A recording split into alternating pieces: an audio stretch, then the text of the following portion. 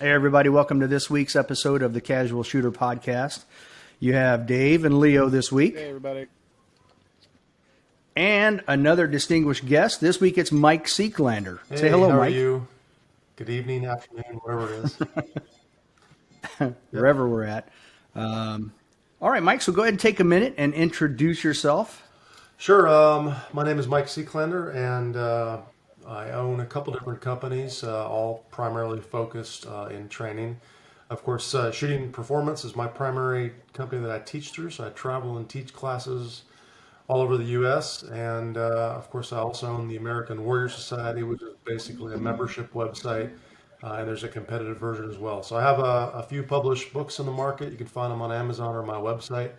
And my background is every time I get on a podcast and talk briefly about my background, I feel like maybe I could never hold down a job because I kept going from place to place to place. You know, it was always the next opportunity. But I'm a former Marine. I was an active duty Marine in 90 to 94, and then did the reserves for a while. And after the Marine Corps, got into law enforcement in the Knoxville, Tennessee area. So anybody from Tennessee, shout out to you. So I was a sheriff's deputy as well as a city cop later on. And then just after 9/11, got hired to be one of the primary instructors for the Air Marshal Service and started training new Air Marshals, and eventually took over the firearms program where I ran a program called Phase 2. And then anyways, fast forward to the Federal Law Enforcement Training Center for a few years, and then to Tulsa, Oklahoma to run the U.S. Shooting Academy, and now I travel and teach and write and do some TV stuff. So Very nice. That's quite the varied Yeah, well, background. you answered all my questions, So what was your- I'm just going to go. I told you though, it sounds like I can't hold down a job. When I start going, then I went from here to here. Every time I say it, it sounds the same to me. So what was, Mike, I was a former Marine too. So what was your MOS I was in the an Marine Corps? O2. Well, O2 31 in active duty. And I got out Okay. and got into the reserves, and I was a 8531? Is that a combat engineer? I think. 8531 is primary I marksmanship have a secondary instructor. as a primary marksmanship.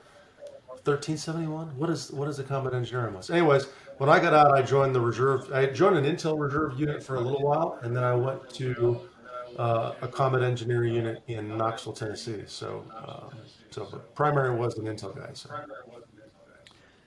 I don't know if you know this. If you don't know this, we're probably going to have to end the podcast now. But the greatest pizza place ever is in, why can't I think of the town? It's Big Ed's Pizza, just north of Knoxville, 20 minutes. What's the nuclear facility up there? I know Oak Ridge. exactly what you're talking about. I know the pizza place in Oak Oak Ridge, Ridge. Tennessee. That's right. Yeah, Yeah, Big Ed's is awesome. I've been there. it is In fact, awesome.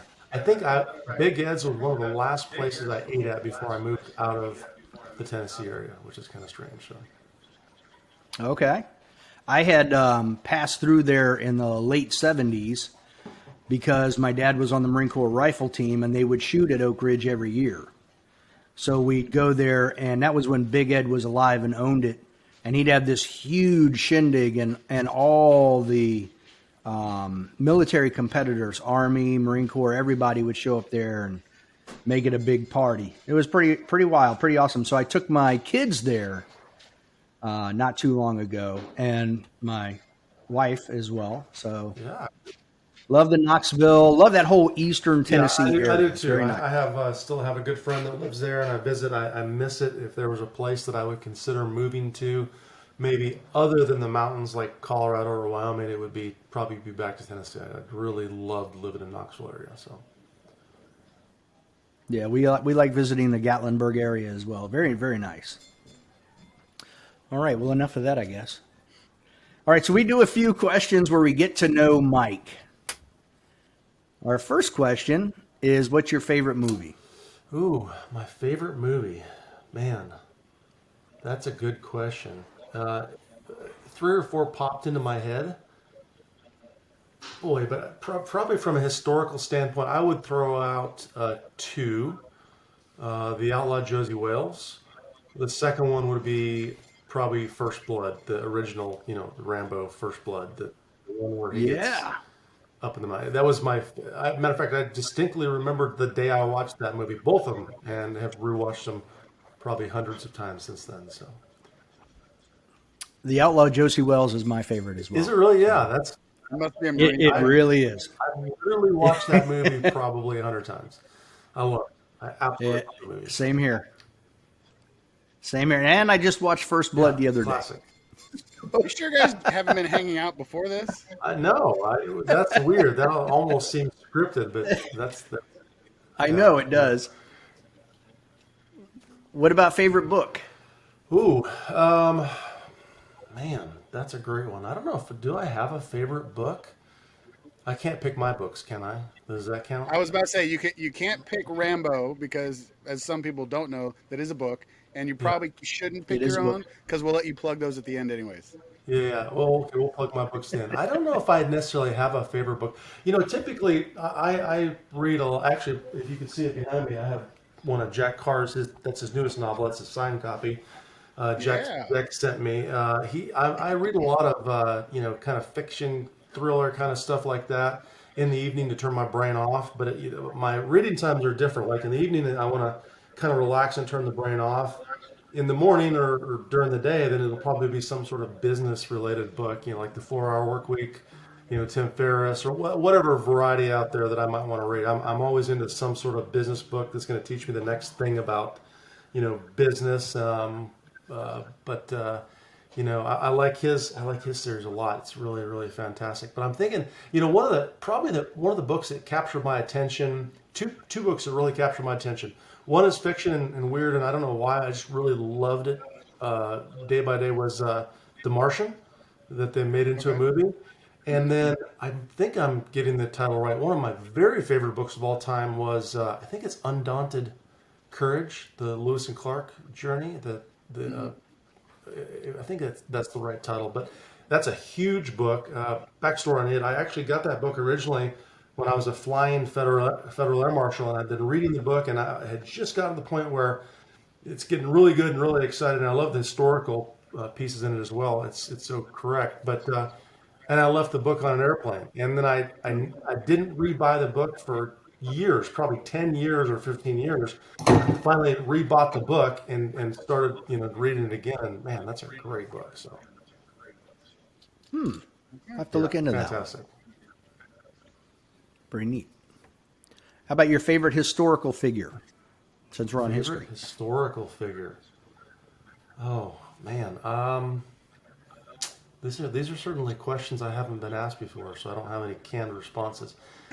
I would probably have to go with either Patton or Chesty Puller, and I might have to lean toward Chesty Puller, but I love Patton as well. I don't know, are they historical figures technically? I think so, right? They Um, occurred in history. They yeah, I think absolutely, I would pick one of absolutely. those two. I'm not sure if I got to if I'm going to lean toward Chesty Puller because he was, of course, the Marine, but Patton had some pretty good flair too. So Yeah, I feel like Patton should have I been a totally Marine. agree. I think he probably thought that. He was definitely a fantastic general, so can't fault him. I'm going to combine the next two, and that is what's your favorite firearm, and the other half of that is what's your favorite caliber. They don't have to be the same. Boy, so favorite firearm, that is so tough for me to answer, and I get that question a lot actually. I'll get it in classes. I'll just get it randomly, in different on different ranges and shooting sessions. It's very difficult for me to pick a favorite firearm because I really kind of divide my firearms skill development and what I'm doing in that moment in time based on what I'm getting ready for. So like, for example, this week we're going to go shoot the single stack national. So I've been shooting a lot of my single stack guns, specifically the 40 because I shoot single stack major in the USPSA division. And then that'll segue right into the next division or the next thing. I'm a 1911 fan. I'm a sponsorship with Wilson Combat, so that full disclosure here, they build the best 1911s out there, so I have to love 1911s, but I did anyways. I always have. I remember when I shot my first 1911. So if I had to pick a favorite gun, I would pick a 1911 variant. Which one I probably would lean toward one of the single stack 9 millimeter guns that I'm shooting a lot in ESP and IDPA, just because they're so easy to shoot. They're mine are 100% reliable. They're so easy to shoot. I enjoy shooting 45 and 40, but it kicks more. It's just it's I'm getting old. I get beat up pretty easily, right? So the gun recoils in my hand.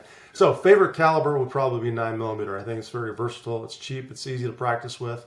I think it's a completely effective carry type round for civilian defender type shooters. If you pick the right carry ammo and some of the new ballistics with some of the stuff the FBI is carrying, and it's fantastic. So I'd probably pick 9 millimeter as the caliber. So Okay. Okay. Makes sense. Now, do you have a favorite rifle? well,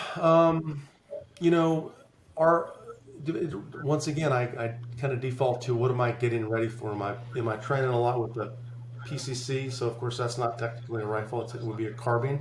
I enjoy our AR9 PCCs mainly, and here's why: because if I'm shooting a carbine, an AR, it looks, feels, and is set up pretty much identical to my AR style rifles, but I can shoot steel on it all day long at distances that are appropriate for steel. So I don't have to worry about having rifle rated steel or going back to 50 or 60 or 100 yards to shoot steel. I can shoot it, set up a full stage or a full training drill with steel, poppers, or, I have some plate racks on my range, and I can shoot it with that AR9. So technically I would default to a carbine, I guess, not really a rifle, but Okay. the short AR variants, the 12 and a half, 14 and a half inch guns.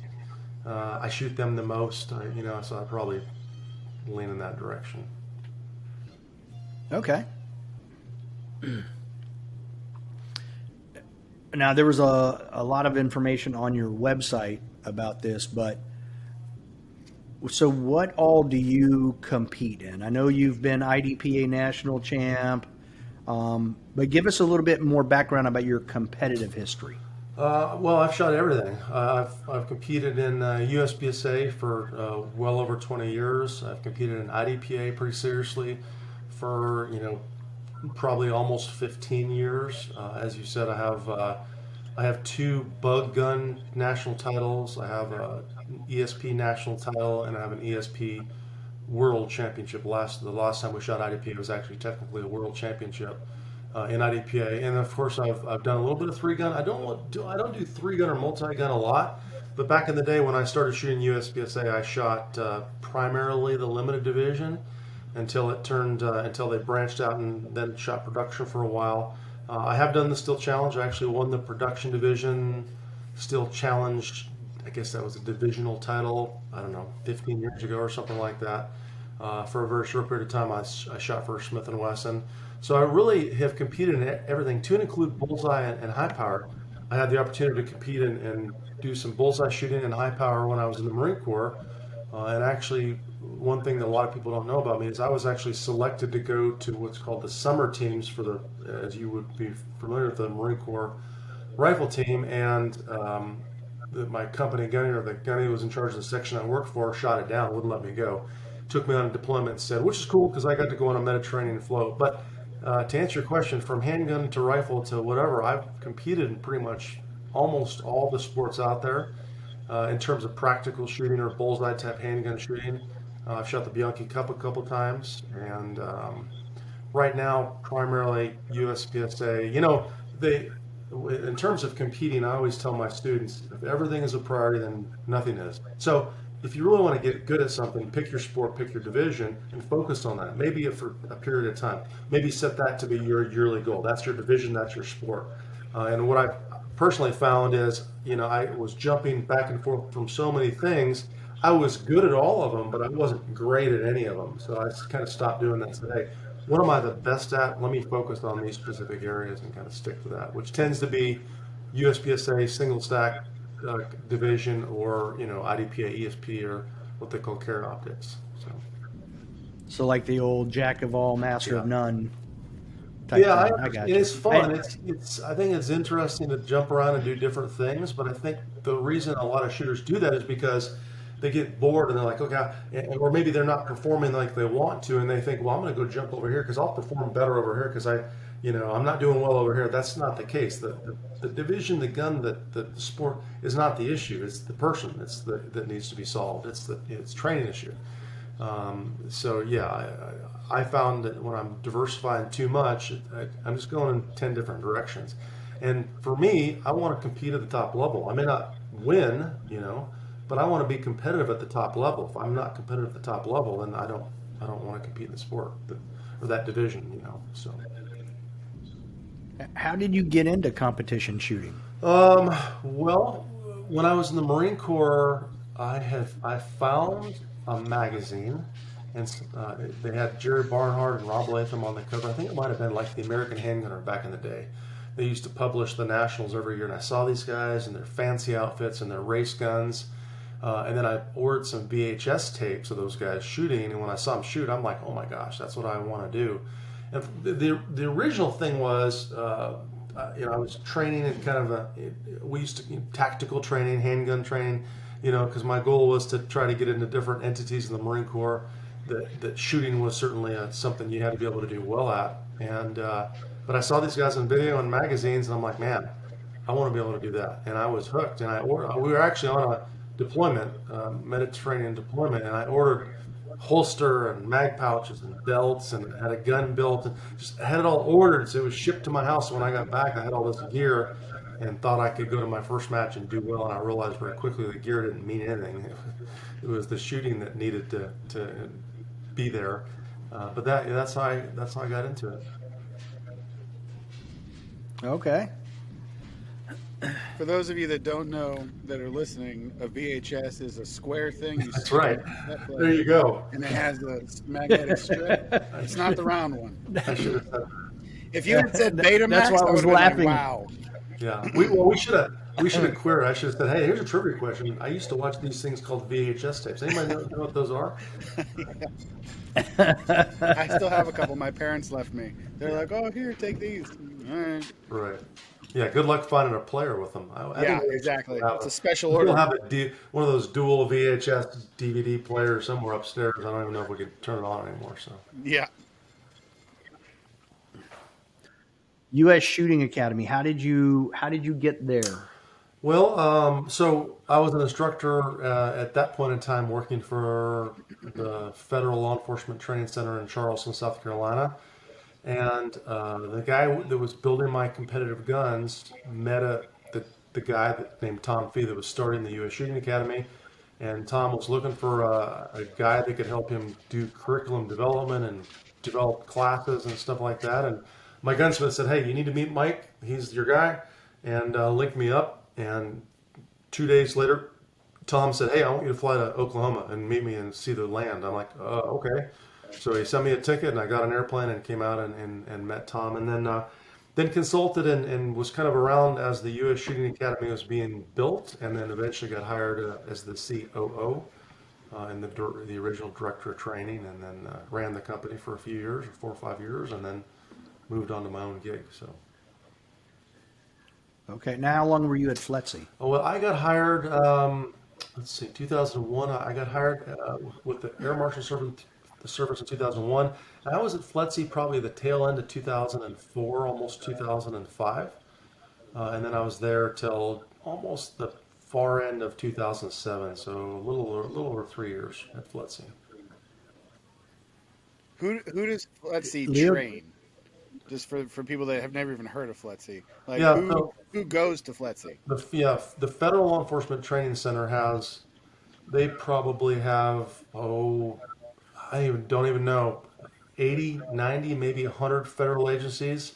If that may be the incorrect number, but basically they train and run academies for almost every federal entity except for the FBI that has their own training academy.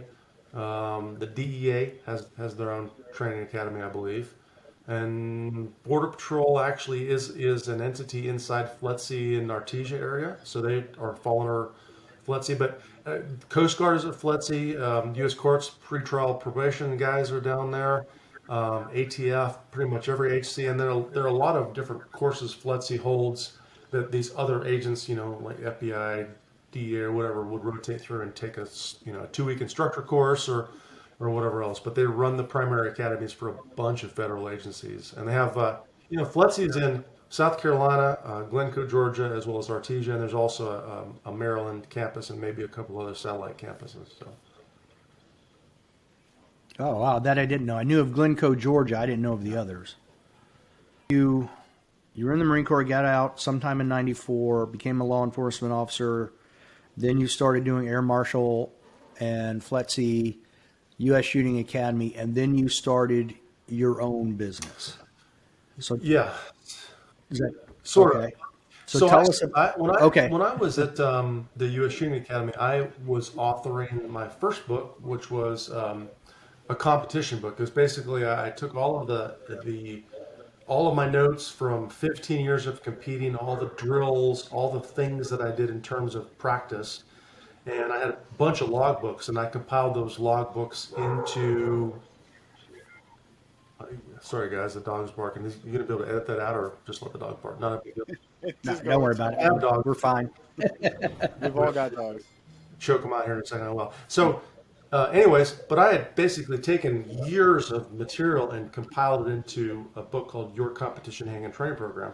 And I designed a 3-phase training program and wrote this book. Anyways, at the U.S. Shooting Academy, when I was writing the book, I opened up or started my company called Shooting Performance LLC, mainly so I had a tax entity to write the book and publish the book. And then I created a website that, so people could contact me. And then from there, there was a point where things weren't working out in the U.S. Shooting Academy. There's some chaos that went on there, and I'm like, well, I'm getting requests for classes. The book's doing okay. Let me get out and see if I can do this on my own, which is scary, but I did it and took the leap. So, So what did you create? what did I create?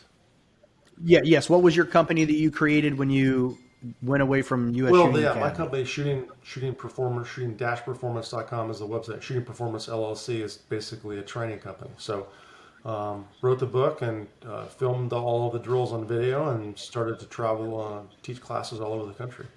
All of this primary stuff that I did through both, the U.S. Shooting Academy, and I did a little bit kind of on the side when I was a federal instructor as well. So I just traveled around and, kind of the traveling roadshow where people, I have a training host that says, hey, Mike, come to Kansas and teach a 2-day defensive handgun class. And so, sure, yeah, open up a training entity and started teaching classes and continue to compete and,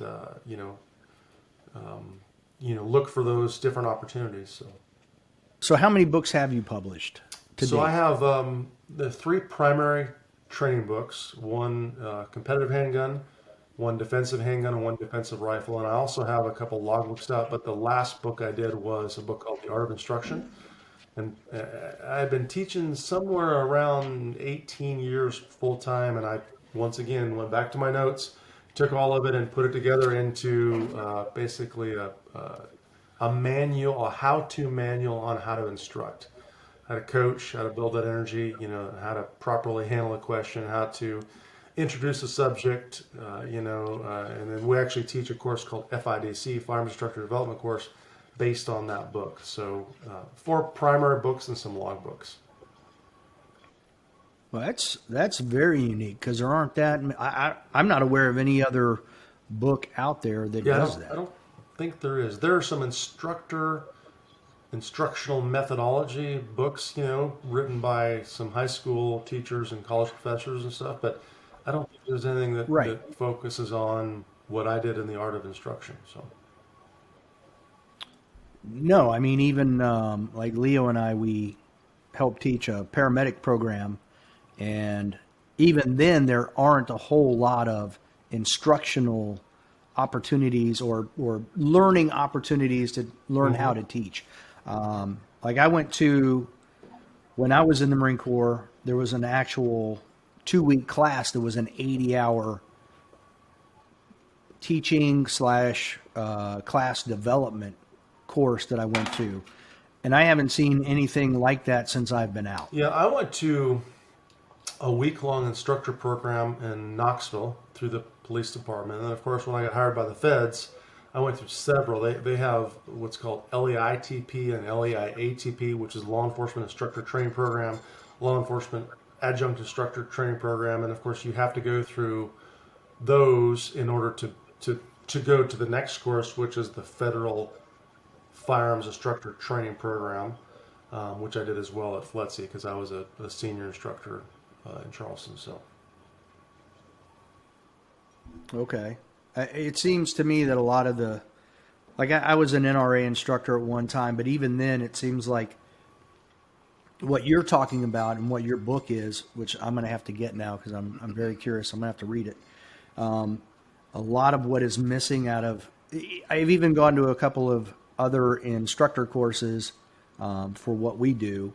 And the one primarily one that I'm thinking of was missing all of the meat from how to actually teach. Yep. And that's where I see a lot of people have difficulty, as you're saying, just how do you answer a question? You know, how the smaller things in life and teaching topics and creating a whole new topic. And how do you do that? The structure of instructing is unique, and it's also a big part of the process. You know, I watch people try to teach, and then when they miss the structure, they don't have structure. Their material doesn't flow well. They may be the subject matter expert. They may know everything about it, but if they don't understand the structure of instructing, that there's an order to these things, there's a proper way to do it. It just, you know, their excellent material it just doesn't come across. So totally agree. I once had someone ask me, what do you think makes I'm going to pose this to you. What makes someone a great instructor? We actually do that in class. We ask that question. We see what feedback the students give, and I have a list of kind of pre-thought out things that I think makes an excellent instructor. So it's not one thing, it's a lot of things. And when you actually it's funny, when you start to distill these things down, there are some things that are absolutely necessary, you know, such as a deep body of knowledge or skill, right? I can teach someone the structure to teaching, the instructional structure. But to be honest, if they don't have the knowledge and they don't have the skill to demonstrate that thing that they're trying to do, it doesn't really matter if they're following a structure. To me, then they're an actor. They're not a true instructor or a coach. They're an actor. They're acting based on information. Anybody can memorize a line or two. But if you have that deep body of knowledge, then you can truly answer questions from that body of knowledge, which only comes from many years of learning and experience and practicing and training and doing whatever you do, whatever you're trying to instruct in. Then, of course, the second thing would be that to have the energy and the passion and desire to be an instructor, to teach it, to give that material to someone. Because if you can't connect to your students, nothing happens. They'll know that right away. And then third, I would say, is some sort of dedication to structure, like understanding that if you're going to teach a class, it's like shooting a gun. There's a set sequence of events that we have to go through to shoot a gun successfully, right? Same thing with instructing. But I would say that those are three of the primary things that I would list are super important. Yeah, I was only allowed one. So what I went with was basically what you were saying with number 2 is you've got to have that enthusiasm. I said it's going to be, because the question was actually, who do you think is the best instructor in the world? Which was crazy, but my answer was whoever can maintain the student's attention the longest, because that individual will be able to get across more information, and maybe you will be able to get more retention. So the other things, I was only allowed one, so that's what I went with. So I like that answer. I do like it, but the some of the things that we do in class is actually quite unique, because I'll say, okay, now we need to distill these things down to maybe one or two things. And for me, it's a body of knowledge and a solid amount of skill. Whatever that means. Like if you're teaching shooting guns, you have to be able to shoot a gun really well. That's the bottom line. And I know there are instructors like, well, we don't believe in demoing, and You don't always have to be the better shooter. Here's the bottom line. If you're the better shooter in your group 9 times out of 10, guess what? You'll know more, and you'll be able to diagnose and actually teach people how to shoot. The problem I have with all of the other things that we come up with sometimes, like for example, being a great communicator and having great energy, that's certainly important. But I've personally experienced instructors that had great energy. They're great communicators. They're very eloquent. They never stumbled over their words. But guess what? They could never do a demo because they couldn't shoot. So to me, they're automatically disqualified from being a great firearms instructor if that's what we're talking Right. about. Yeah, absolutely. What they're saying loses all relevancy when they can't demonstrate that they are actually That's right. knowledgeable and capable. That's exactly right. Yeah. Well, and I'm sure we've all been in that class where you've taken a class from somebody and they're talking and they sound great, but the information is not good, nor is it Very accurate. good. So That's exactly right. yeah, so we've all been there for Yep. that one. What is the American Warrior Society and how did that get started? We started the American Warrior Society to an extent as a response to all of the chaos that was going on in the world and the inability to, maybe separate all of the different defensive tools that someone needed to have or know, and basically got together with a buddy and said, "Hey, I've got a defensive handgun program. I've got a defensive rifle program. I've got some shotgun material out there." We started to explore some of the edge weapon stuff and medical stuff, and I said, "But all this material, it needs to live somewhere, where someone can actually become part of it and know, hey, there is, there's so many things related to self-defense out there that are not just shooting related. The problem with gun guys is we always have a gun solution for the problem.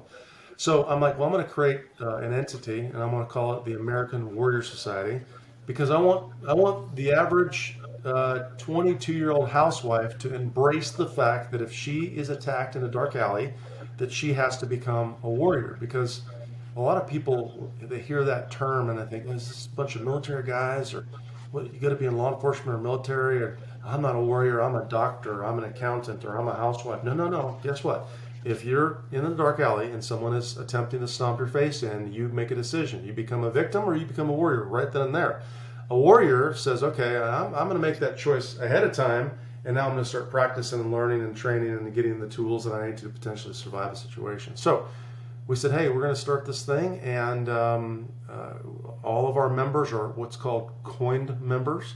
So if you're an AWS member, you get a unique numbered coin. I'm not sure what number we're up to right now. It's up in the 3,000 something. But anyways, it's pretty interesting. There's a login portal. We do a weekly Q&A. For example, this Thursday I'll do a Q&A with members only, and it's got every piece of content ever created and then some. It's a very, very deep vault of defensive related information that you can access on a phone or iPad or computer or smart TV or whatever. So do you guys go, is there information then for non-weapon Yep. combat? We have, Okay. there is the sections in AWS, I'll list them, and like I said, the content is quite unbelievable. There's the full defensive handgun program. There's a full defensive rifle training program. There's a full defensive shotgun training program. There's a low light handgun training program. There's a medical section that has how to build out an IFAK kit, how to treat some immediate trauma, how to deal with an edge weapon cut, stuff like that. There's a less lethal section where we talk about tasers and pepper sprays, as well as how to select them and use them. There's a combative section that has a variety of areas like striking skills, ground fighting skills, weapon retention skills. There's an edge weapon section taught by my buddy Michael Janich, who runs NBC. And what am I missing here? There's a vehicle tactics section and a home tactics section. And they basically teach, like, for example, the vehicle tactics. We talk about, different positions that cover around a car, how to exit a vehicle, how to manage a passenger if you end up, having a threat to the right-hand side and now you got a passenger over there. What do they do? What do you do as the armed driver if you're the only armed person? And of course, in the home tactics section, we talk about single-person movements in a house, two-person movements in a house, strategizing and storing your home defense weapon. How do you set up a home defense handgun? It's pretty deep subject matter as well. So, and I'm probably missing something. There's some other things I'm missing. Oh, the performance enhancement section, which is where we talk about all these little things like the quick peek doesn't work, or bracing techniques with the rifle, and et cetera, et cetera. So it's pretty deep. Yeah, I went ahead and pulled it up on the internet Guys, here. you're freezing up. And there's a lot of stuff. I mean, fitness, rifle gear reviews, rifle training, all kinds of stuff. Very nice. Yeah, very, very thorough. Hello, Now, when guys. did you start this? Is he frozen? I think he might be frozen. Uh-oh. Mike's video has been disabled. All right, he'll be back in a second. Well, at least we know it's not just Huggy. Right. Hey guys, can you hear me? All right. Yeah, it's hearing he's something got now. quite a bit. Hold There's a on. lot in here. I mean, they have after action AWS podcasts, so they have their own They're there. podcast. Book reviews. There we There you go. go. Okay. Yeah. Hello. Sorry guys, I'm gonna pause some internet devices here for a second. And I think there- I've got oh, you and he's back. gone, Something gone. happened there. I'm not sure what. Okay, we'll wait for him to come back. But he's got book reviews, combative gear reviews, combatives, events, industry news, knife, edged weapon reviews, edged weapon training, fitness, What the heck is going on here? less lethal. Every time I scroll, I lose what I guess that's the end of the list. Medical, rifle gear reviews, and rifle training. So there's a lot. There's a lot on this American Warrior Society. There's also, I just had it. That's one too. Where'd it go? Come on. The old interwebs is failing us again. What were you going to say? No, I was waiting for it to load. They have like a case study section. Here we go. CIA. Not the actual. Oh, is that what Yeah, that not is? the actual CIA. Criminal Intelligence Analysis.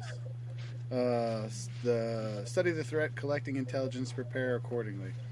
So it has like crime trends. Police investigate near South shooting. So they go over like Lincoln, Nebraska. Monday morning around 10:30, police were called to the 1500 block of D Street. So they go over just, I get crime statistics and things that are going on. Yep. Sorry about that. We see. Can you hear me? That's No, okay. you're good.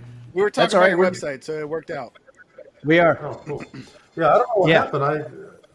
I have full internet signal here. Everything seems to be moving fast, and I finally had to reload it and rejoin it. So, anyways, It's all good. We filled the time talking about your website. cool. So, American Warrior Society, we like it. Yeah. We were talking about Leo had just pulled up the criminal intelligence analysis and was talking about that. Yeah, cool. Very nice. Yeah, that's the open site that has all the articles. It's all free. People can get on and check it out and read the articles and connect. And then there's a link there. I think it says log into the vault. So to get into the membership content and all the training programs, you have to be a member and log into the vault. But it's pretty deep. I think we've probably put content in there that relates to almost every self-defense subject that you could possibly imagine. So. Yeah, I see you have an AWS podcast. Yeah, American Warrior Show. Yeah, we're on season 6. So Okay. I don't think I've run across that. I am definitely going to have to listen to that.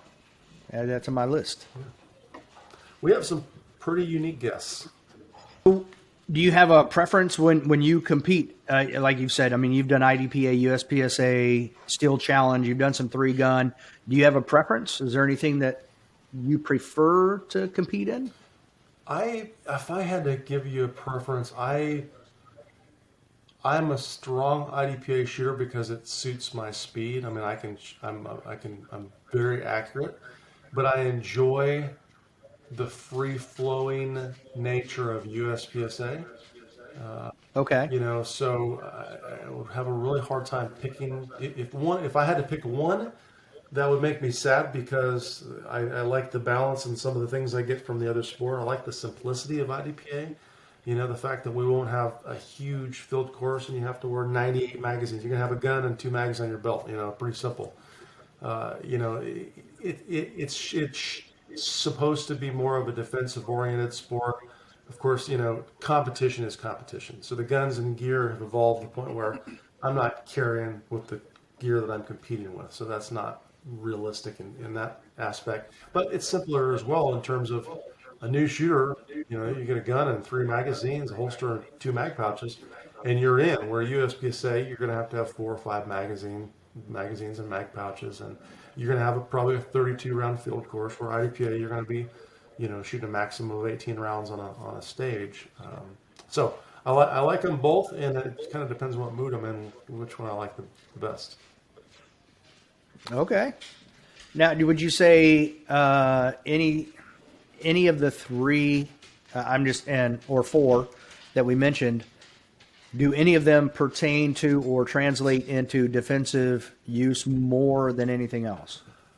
I hesitate to say anything translates into defensive use in terms of training. Understand that if you're shooting a match, you're testing your skill.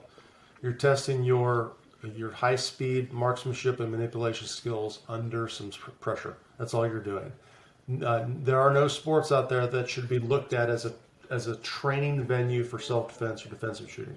They are a testing venue. And if you wanted to do this, probably the simplest testing venue, let's say you're a defensive-oriented shooter, you don't really care as much about competing, but you want to test yourself under pressure, go to IDPA. IDPA is going to be simpler, requires less gear. You could probably shoot with your carry gun, even if you need to shoot in the bug gun division. So it facilitates that testing process, I think, a little bit better maybe than USPSA, which is going to have some huge field type courses and swingers and movers and things that might be difficult for someone that doesn't actively compete a lot. I also shoot IDPA as well as USPSA, and I enjoy it. I've actually found that they're a little bit more creative on their stage designs than USPSA, but I wish that I wish there was more ability to shoot while moving in IDPA. Right. That's probably the one thing that I wish that they had.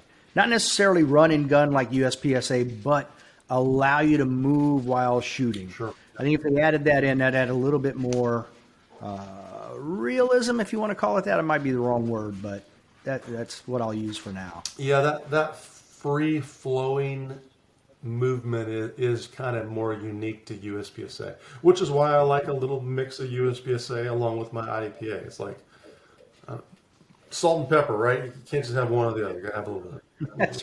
That's right. They complement each other. Right. There you go. So what are your competition plans this year? Well, I'll shoot the single stack nationals in about a week, and then IDPA I think is in October or September. So I'll shoot the IDPA national as well. I may basically focus right now will be single stack for IDPA. More than likely going to be shooting IDPA carry optic, which is different than USPSA carry optic. We can actually have optics on our 1911, so I'll shoot pretty much the same gun that I would shoot in ESP, but I'll shoot with an optic on it. And I haven't competed in that division before, so that'll be very unique. And then I may very well jump over to the USPSA carry optics division and shoot the nationals there if I have the time. So that's it. So just kind of focus on those 3 things. Well, I might see you in Talladega then. Yeah, I'll be there.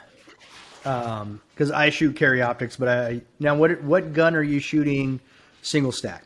I'm assuming it's a Wilson Combat. Sure. Yeah. I mean, they're my sponsor, so that's the only gun I do shoot. Right. I'm shooting just a standard 40 CQB built to my specs, and I've got a couple of different guns that I can shoot. I have a 45 and a 40, and I've opted to shoot the 40. I just have more 40 ammo, and it allows me some differences in terms of how I load it. But I have a 45 that I like almost as much. So I actually have 2 questions about that. Because I shoot 40 as my everyday carry. Dave and Huggy, who unfortunately isn't here with us today because he's got homework, they converted me to 9mm for competition. But regardless, so for your 1911 single stack, since that's what you shoot, and going to Talladega and all that stuff with a civilian marksmanship program, do you perchance? I know you're Wilson Combat sponsored, but do you perchance have a CMP 1911, like one of their World War II surplus 1911s? No, If you ever get the no. chance, you should pick one up. Get one? Okay, I Yeah. will. I'll take your Yeah, recommendation. no, I was very fortunate that I got one, and it's very cool. So it's nice to be able to have a piece of history, man. Yeah, I actually, I'm not a gun collector, but I really like some of those historical nuggets, like Yeah. a 1911 like that. Absolutely. If I ever came across one and the number was right, I would snatch it Yep. up in a heartbeat. So how did you get connected with Wilson Combat? That's my other big question because I if I could have one, I would, but Yeah. I'm So, beholden uh, to my wife and two kids that are outside the door right now. Well, right. okay, hold on. There's a part two to that question. How did you get hooked up with Wilson Combat? And how did you get them to make the Mike Seeklander version? All right, go. Well, so Wilson Combat was kind of a unique opportunity. I have known Joyce for a long time, and I knew Bill in passing. We didn't know each other real well. I mean, he knows who I was, and I certainly know who Bill Wilson was. And out of the blue, he emailed me and said, "Hey, Mike, I got a class going on. The instructor fell out. Can you maybe come down and teach?" And I said, "Sorry, I'm tied up that week. Already have other things booked. Can't teach." And he's like, "Okay, thanks." A week later or so, he sent me his 5x5 shooting test. He's like, "Hey, if you ever thought about shooting this test, give it a run. I just came up with it, and it's the 5x5 test." So I went straight to the range. Not that day. I was going to the range anyways.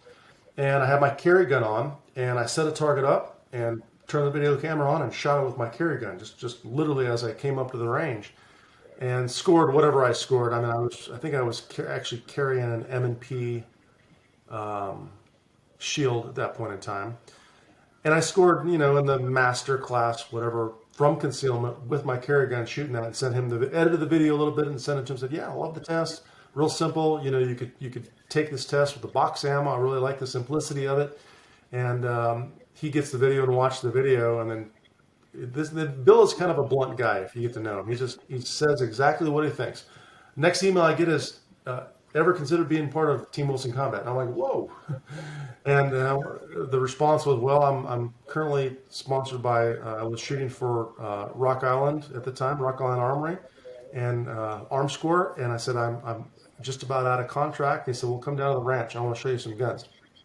And that's just the kind of guy he is. Very blunt. He wanted me to look at the products before we talked any further. So I went down to his ranch, stayed, and shot a bunch of 1911s and a bunch of guns. And short story version is he made me an offer I couldn't refuse, and so I moved over to Wilson Combat. As far as the Seaklander version, I got to be careful because every time I get a gun and I have them do some things to it, and then I put it on the internet, like on Instagram, and I tell people, "Hey, yeah, I got this," like they made these kind of specially serrated, super thin front sights for a while. I think they offer them now, but before they were doing them one-offs for me, and of course I put it on Instagram, and next thing you know, they get their email blown up, and they're like, "Mike, you can't put some of this stuff." No, we're not going to do all those things. They're not part of the model. So I don't actually have a Seaklander model. I have Seaklander things they do for me. I wish I did have a Seaklander model. Actually, I think that's something we're talking to them about. They talked about doing. Like, there's the Hackathorn 1911. I think they have the Vickers, of course. Those old distinguished guys. So they had talked to me about doing a model, but right now they're so far behind. I don't think they're going to do anything but try to catch up. So, Oh, wow. Is that due to the pandemic or just? well, yeah, I think pandemic. I think the politics, and hey, we're going to buy a Wilson Combat AR. I better buy it now because you know, Part of the 8 million new gun buyers. I got it. yeah, they've broken records every Overwhelmed. single month. And the EDC X9 series is kicking butt and such an awesome gun. And then of course they came out with the smaller version and the L version, so that backed up orders. So they just build good products. So Yes, they do. All right, so you're actually going to shoot the same gun you said, from single stack to IDPA. You're just going to now. What kind of optic are you putting on your pistol? well, So when I say same gun, same frame, I'm shooting single stack 40 1911 Wilson Combat CQB, and I'm shooting a CQB with an optic on it in the carry optics division. Of course, one is 40, one is 9mm. Right now, I have Delta Point Pros on the guns. Okay. I don't have any affiliation with an optic manufacturer, Holosun. I have some of their stuff. They sent me a little bit to T&E. I really love Holosuns, to be honest with you. I like the Delta Point for its window, and when they built the guns, that's the mounting plate and the system they used. But I'm not sold on any one optic at this point in time. I like the clarity of the window and the width of the window, the Delta Point. I like the dot size. I like some of the other features that come with the Holosuns and different optics. But I haven't tested all of the manufacturers across the board. I'm just shooting what I have right now. So.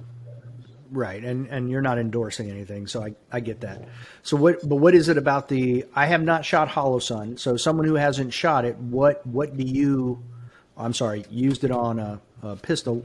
What do you like about the Holosun? Well, actually, I have two 510s. I have two of the bigger ones on my PCCs and rifles. I actually have three of them. First, number one, I like their look and their mounting solution. They have a good look to them and how you mount the optic on the rifles. Number one. Number two, they're beasts as far as robustness. I mean, Okay. drop the rifles, drop the handguns, manipulated with my optic off my belt and my holster.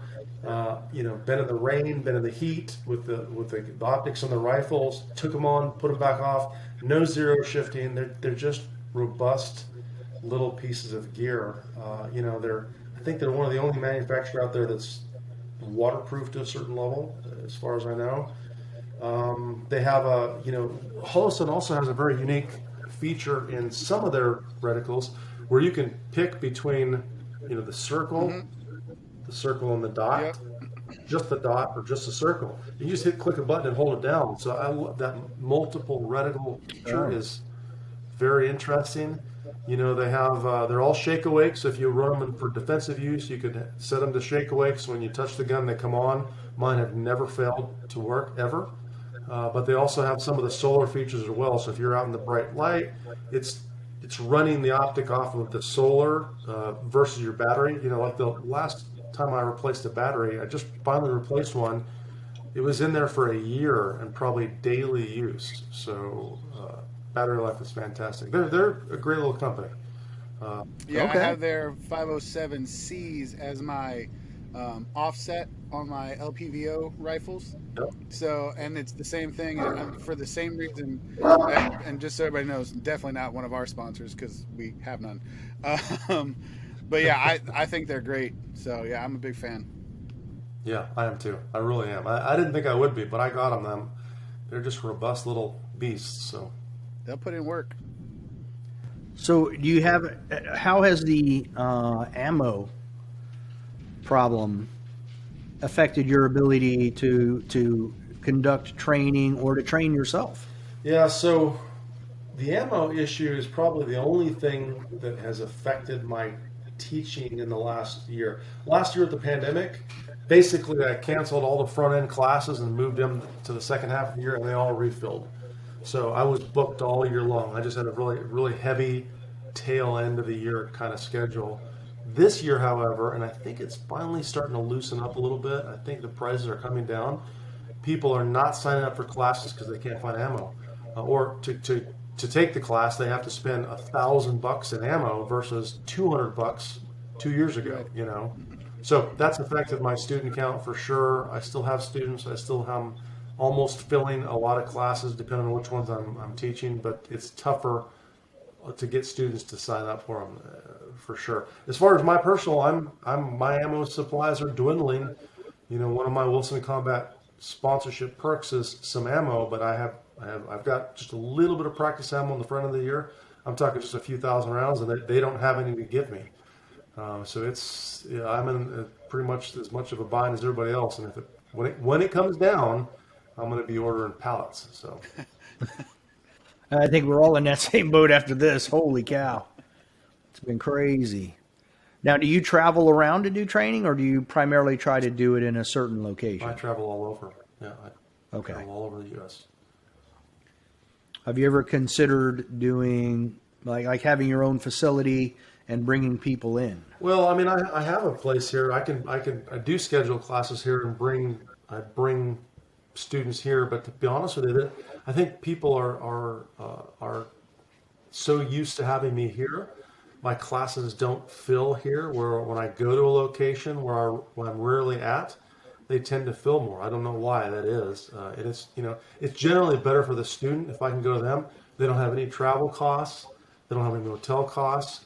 And a good coordinator can fill a class of 15 to 18 students pretty easily, assuming that we don't have crazy ammo stuff. But I have a facility as far as actually building a a premium type top end training place. Certainly a dream, but it's difficult to make something like that really work and make money. So it's also something you're tied to. You're tied to with the EPA. You're tied to in a lot of different areas. I'm probably less inclined to do that and be a little bit lighter on my feet and be able to go and teach classes to whoever, civilian groups, military groups, law enforcement groups. So. And I know that I am more likely to take a class if there's an instructor in my area Sure. because of everything you just said. Number one, I don't have to take as much time off of work. I don't have to do all the logistics of the traveling. It's local. I can go there, I can shoot, I can learn, and then just go back home. Sure. So Right. it is definitely more appealing. Yeah, it's way easier on the students, which is why I am okay traveling and traveling to the students. It's just part of the deal. So, how did doing that kind of training morph into the best defense? Because we haven't talked about that yet, but that is where I got introduced to you, and by that I mean I saw you on TV. Sure. So how did that happen?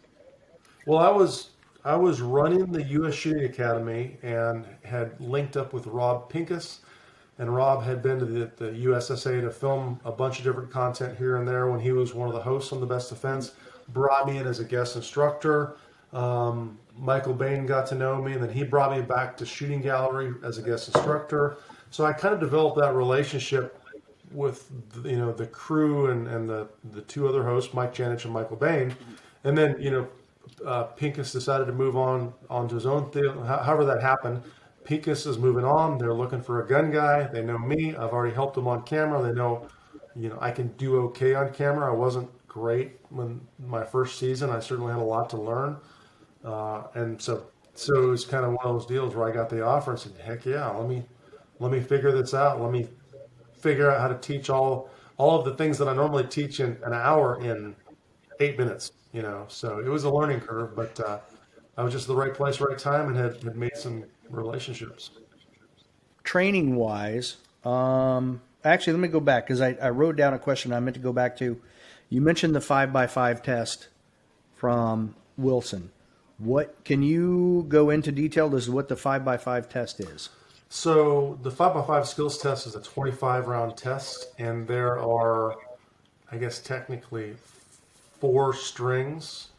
And so basically you have a box of ammo, a box of 50 rounds, and you're going to do several strings.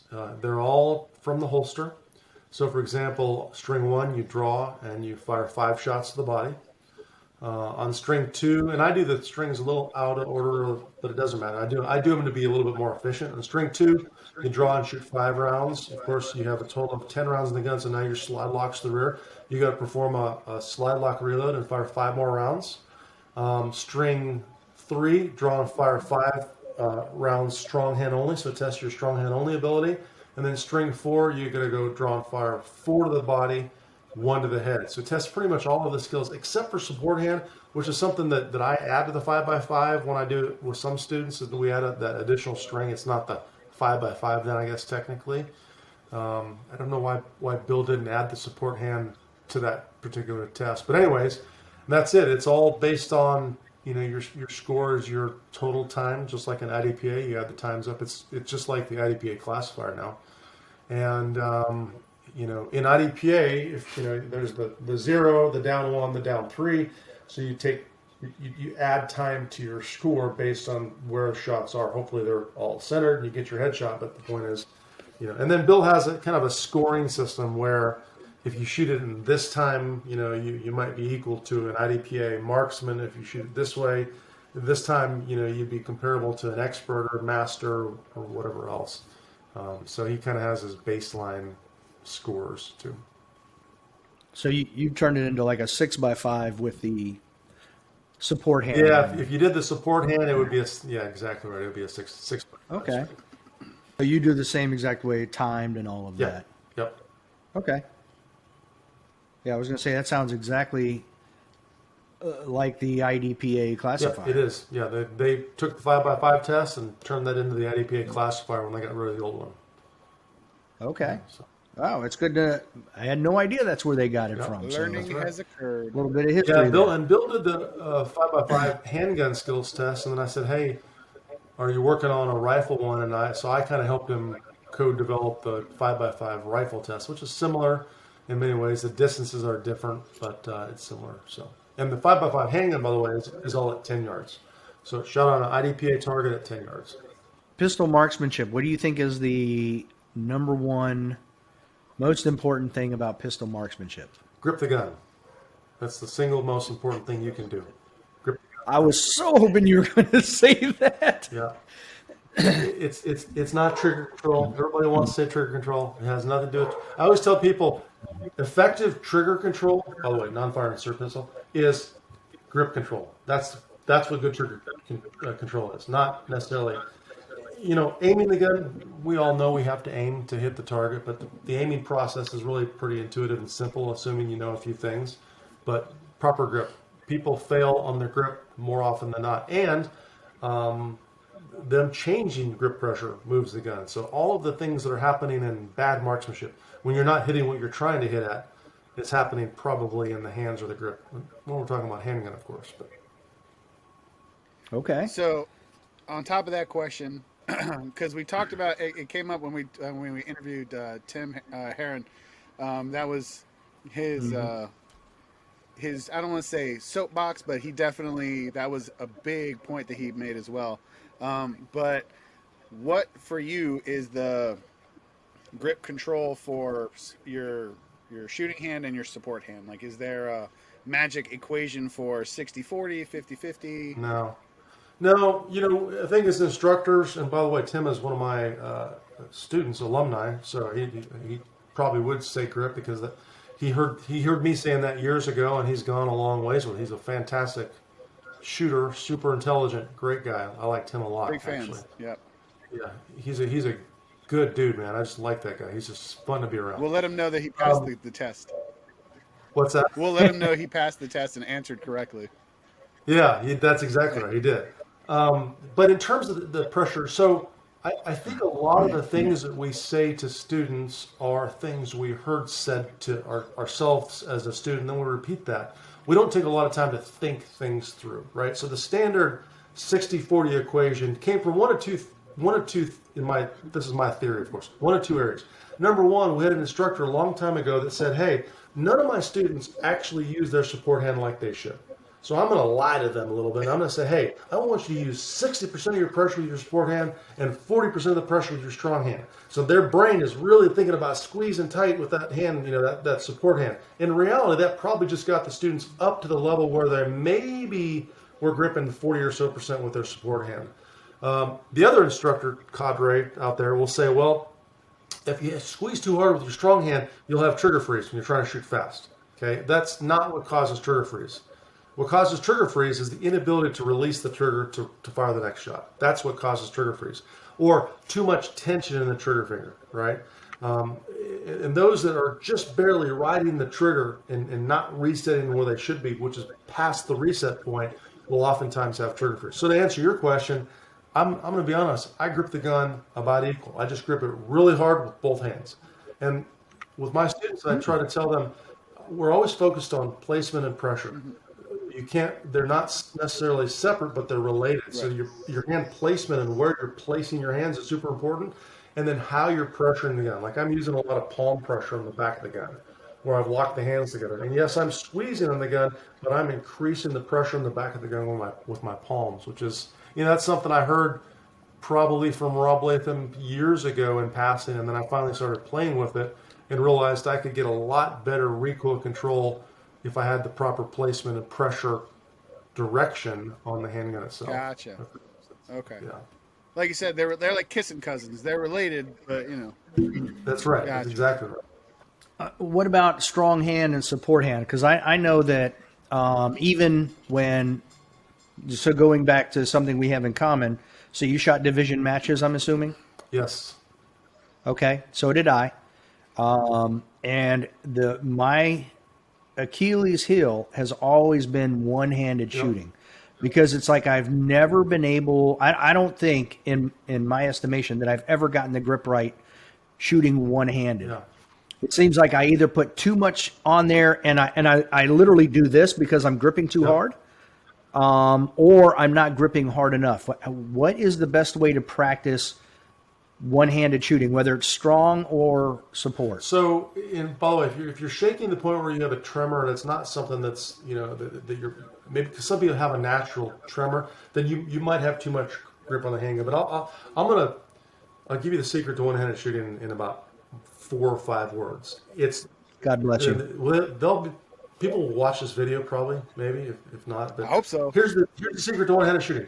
These 3 fingers. That's it. Okay.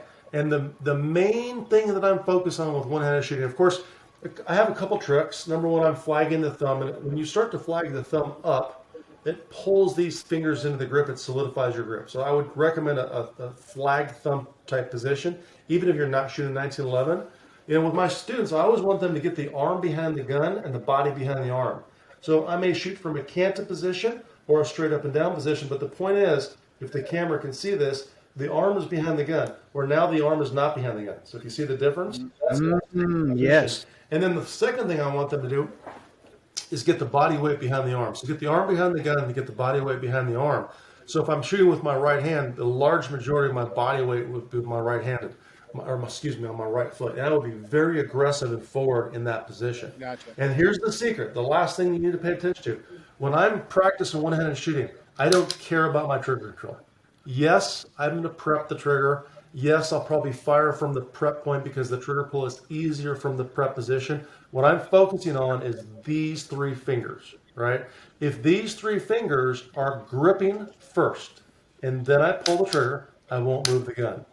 If I grip and pull, I will move the gun every single time. So the only thing, like when you're doing your one-handed drills, just stick the hand out there, lock the 3 fingers and grip, and then the pressure is not allowed to change. You have to maintain that exact pressure. I guess technically you can increase pressure if you don't feel like you're gripping hard enough. But if the pressure is changing and you're releasing, we used to say back in FLETC, you don't want to fire the gun with your whole hand. You want to fire the gun with your trigger, right? So I always tell my students, grip, then pull. Don't grip and pull. Here's the difference in the distinction. Mm-hmm. That will solve your one-handed shooting woes almost immediately if you do that. Thank I goodness. may or may not have been taking notes just then.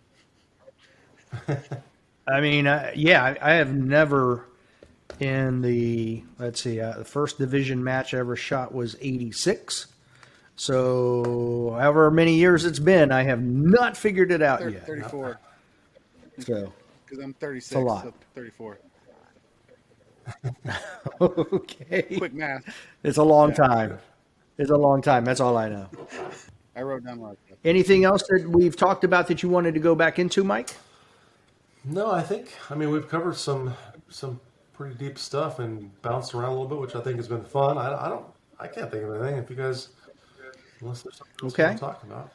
Well, I mean, the only other thing we usually do at the end is we let you talk about your sponsors and what kind of what you got coming up. We roll out the red carpet, let you talk about whatever you feel like talking about before we sign off. So, who your sponsors are, charities or things that you're interested in and want to let people know how they can get in touch with you or sign up for classes, go for it. Yeah. So probably the easiest way to remember how to find me is just remember my name. You can go to MikeSeeklander.com and that'll redirect you to my primary website. From there, you can learn about all of our premium competition programs, all my premium defensive programs, including the membership areas, the American Warrior Society, and Competitive Shooter Society. They're similar. One has all defensive content, one has all competitive content. Of course, as we mentioned before, I am sponsored and thankful for my sponsor. Wilson Combat is my primary sponsor, and I also work with a company called Precision Holsters. And I'm just about to start a new kind of venture-ish, so that'll be an exciting thing that I can't talk about this moment in time. But get on my website and consider, even if you don't want to buy a book or take a class, whatever, go to, I think it's the upper left, go to the Pro Tips members area. It's totally free. There's too much content in there, meaning most people tell me I give too much stuff away. But sign up as a Pro Tip members. That'll also get you on my email list, where when this new thing comes out very, very shortly, we're going to email and tell some people about it, because I think it's going to really change from a technology standpoint the way we train. So that's what I have going on. Got the Nationals coming up in a week and a bunch of classes. If you go to my primary website, you'll find in the instructor-led class section, you can click on it, search by location, search by subject. So if you want to take a class, got lots of open slots, but a lot of them are filling as well. So if you're interested, jump on sooner than later, and hope to see someone or everyone out there on the range someday. Awesome. There you go. Yeah, awesome. We look forward to seeing you sometime. Cool. Awesome. All right. Well, thanks, Mike. We appreciate it. Thank you, guys. I appreciate you having me on the show. And good luck next week. Yeah, thank you. Well, hopefully I'll be ready, right? Exactly. All I can do is prepare the best of my ability. So There you go. we're good. Until next time. Don't be a little bitch. Yeah.